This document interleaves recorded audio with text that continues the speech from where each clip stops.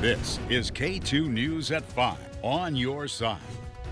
New tonight, a barn in Sandy was completely destroyed after a fire engulfed it in flames last night. Officials from Clackamas Fire tell us this happened around 10 o'clock yesterday evening off of Southeast 10 Iyek and Thomas Road. Good evening and thank you so much for joining us for this digital edition of K2 News at 5. I'm Barry Mangold. Officials say when they got to the barn, firefighters saw that all of the walls had already collapsed and the fire was spreading to nearby trees. Thankfully, no injuries were reported from this. There's still no word as to what exactly caused the fire. We'll keep you posted. And caught on camera, a runaway boat brought to a stop on the Willamette River. The boat's driver said it had a full tank of gas when he lost control and was flung into the water. So check this out. Portland Fire and Rescue tells us a caller reported the boat around 1 o'clock yesterday afternoon. The caller reportedly said the boat was running in circles and a person in the water was yelling for help. Fire officials worked with the Multnomah County Sheriff's Office and U.S. Coast Guard to wrangle the boat, which you can see was circling in the water there. They used a lasso maneuver to take control of it, eventually turning it off. The boat's driver told officials that he slipped while operating the boat's tiller, which controls the rudder and steering. He said the slip caused the boat to turn sharply and speed up at the same time, throwing him out. Quite the incident there. And Portland police are asking for the public's help finding this missing man on your screen now. This is 53-year-old George Klein Jr. He was reportedly last seen on Monday at OHSU's emergency department. Officials say Klein suffers from mental health issues and they are worried about his well-being. Klein is about 5'11" with brown hair, blue eyes, and usually has a long beard like in this photo. He often goes by the name Eric Klein. If you see him, contact Portland police. And time is running out to turn in your ballot for the primary election, which is coming up this Tuesday, May 21st. As of yesterday, the Oregon Secretary of State's Elections Division says fewer than 15% of eligible voters have turned in ballots so far. The counties with the lowest ballot return rates right now are Lane, Malheur, Marion, Multnomah, and Umatilla County. As of yesterday, each of those had under 13% return rates. By comparison, Wheeler County is leading the state with more than 31% of its ballots already submitted from eligible voters. And if you have not submitted your ballot, there is still time to do it. Ballots must be mailed and postmarked by Election Day, again this Tuesday, or you can turn them into an official drop box by 8 p.m. on election night. Many county elections offices will be open today and will have extended hours into next week for anyone who needs extra help. And K2 is on your side with all the information you need to know ahead of Tuesday's elections. Here's a breakdown from K2 investigator Wright Gazaway of one heated race here in Multnomah County between a boss and his employee. That's the race between District Attorney Mike Schmidt and his challenger, current Deputy DA Nathan Vasquez.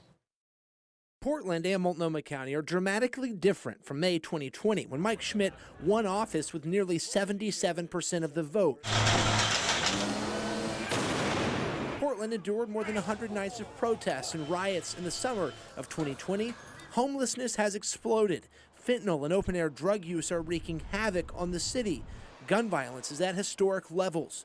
Pollster John Horvick is the senior vice president at DHM Research. So when we ask folks in Multnomah County or Portland if the county or the city's headed in the right direction, it's about 20% or so that say that the county's heading in the right direction. In other words, 8 in 10 say it's going the wrong way. Horvick says this DA's race is less about the policies and functions of the prosecutor's office and more about whether voters feel safe in their homes and neighborhoods. People aren't going to be voting in this election solely on whether or not, so the win rate in cases. It's going to be on whether or not they see that person as a leader on the issues that they most care about. Horvick says his polling shows those issues continue to be homelessness, drugs, and crime. But I think that they want to hear that this is a problem, that things have gotten worse, and that someone can get their arms around it and really move us in a different direction. Horvick says endorsements may make a big difference in this final stretch. Mike Schmidt boasts endorsements from labor unions and civic groups, along with a slew of current state Senate and House Democrats. Nathan Vasquez's endorsements include most, if not all, of the public safety unions in the county and business leaders like Columbia CEO Tim Boyle. And Nathan Vasquez just doesn't have anywhere near the list, breadth, or sort of credibility of organizations that Mike Schmidt does. Campaign cash is another factor. Vasquez has nearly doubled Schmidt's $500,000 in fundraising since the start of 2023 through mid-April.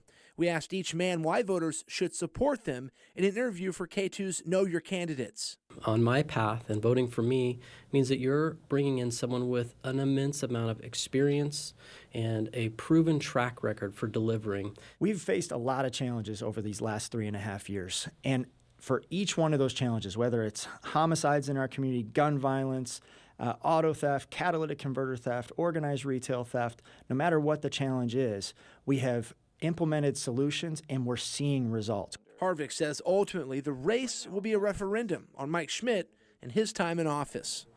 That's KATU's Wright Gasaway reporting. Vasquez and Schmidt are the only two candidates in the May primary. That means whoever gets over 50% of the vote will be the district attorney in 2025. And we'll be tracking that race as well as all of the key local races in our region on Tuesday's Election Day. We'll have live reports from our news crews in the field with candidates as well as expert analysis from the KATU studio. Our live stream coverage starts 8 p.m. at KATU.com and our YouTube channel this Tuesday. And now let's take a live look from our standard camera as we switch gears to Storm Tracker 2 weather. This view just about 30 minutes ago, you saw a lot of rain moving through downtown Portland. Still plenty of overcast, but will the rain be sticking around for your forecast? Now we have Storm Tracker 2 meteorologist Allison Gutleber tracking it. And it's the first time we've seen rain in a couple days, yes, right? Yeah. So I'm sure people are happy about it if For they sure. don't like the warm weather. Cooler conditions are here to stay as well. But let's talk about those showers. They've been pretty isolated throughout the day, so it's not like you're going to see a really big storm. It's just going to be a few isolated to scattered showers as we go throughout the evening. I want to talk about today because our highs did make it into the 60s. 62 at the Portland International Airport, 62 in Troutdale, 62 in Estacada, 64 over in Beaverton, and 68 in Sherwood. So we're going to see the conditions stay a bit cooler as we go throughout the next couple of days. Here's another look outside the standard camera, and we should see that there is a lot of cloud cover out there. And here's a look at the Visit Hood River camera. 59 degrees, mostly cloudy. We're still seeing a lot of clouds out there. Temperatures right now, 60 degrees in Portland, 59 in Vancouver, 68 in Pendleton, 65 in the Dalles, and 55 over in Tillamook. So much cooler along the coast, but overall we're much cooler than yesterday. About 6 degrees cooler right now than we were yesterday at this time in Portland, 4 degrees cooler in Salem, a bit cooler, not as much over near the coast. And then if we look all the way over to Pendleton, right around the same as we were yesterday at this time, 3 degrees warmer right now in LeGrand, 5 degrees warmer in Baker City. So a bit warmer over towards the east. As we talk about this upcoming week, we're going to see a lot more of those cooler days. Monday should be warm, but the cooler temperatures really return on Tuesday. We have a front moving in. It's going to bring us some showers. Mostly throughout the week, we're going to continue to see chances for showers. So a damp week over the next week.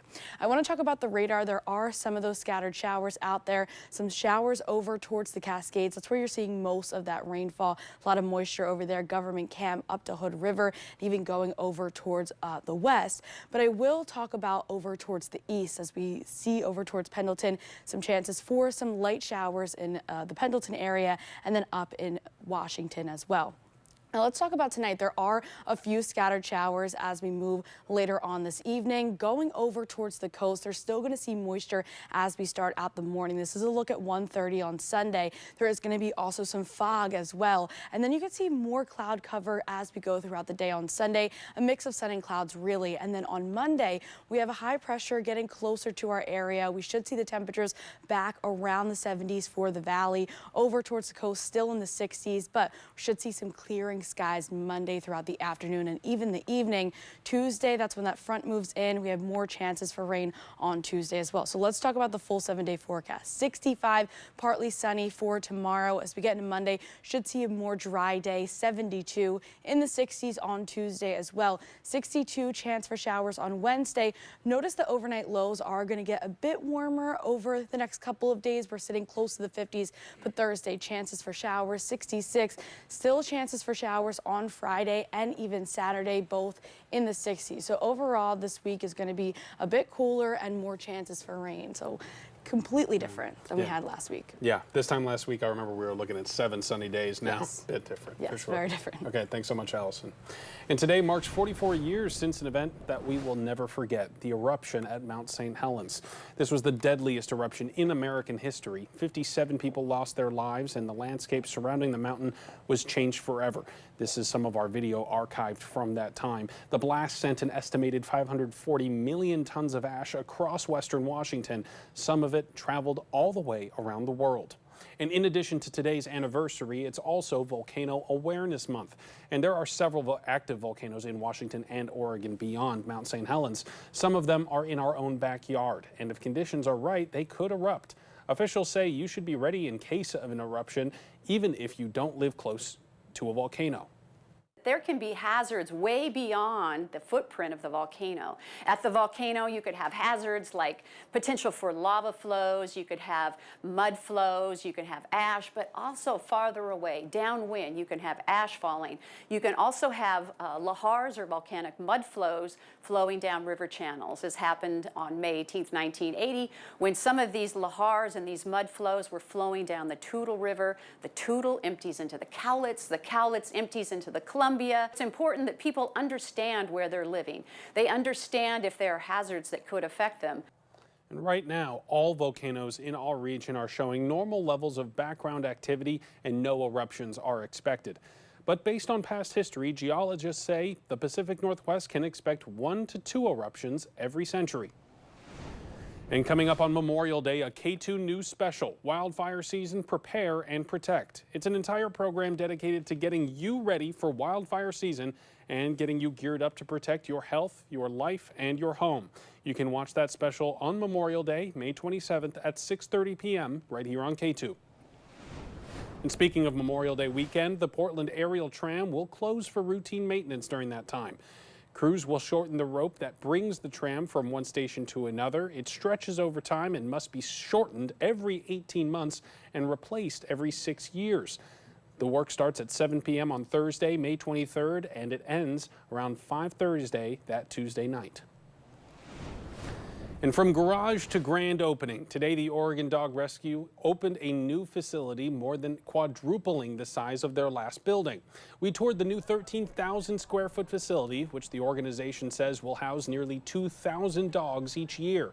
The Oregon Dog Rescue started in 2007 in the Founders Garage. They upgraded to a facility in Tualatin 5 years later, where they've been caring for dogs, waiting for forever homes ever since. Staff says this new building is a huge step and not just for employees. It's a game changer. Like, you can visibly see it on the dogs' faces how much happier they are to have the building. Since it began, the Oregon Dog Rescue has placed more than 13,000 dogs into new homes. Great mission there. Well, that's our show for now. Thank you so much for watching this digital edition of KATU News. We're going to be back on the air around 8 o'clock after the Oklahoma City Thunder and Dallas Mavericks game. We'll see you then. Have a great Saturday.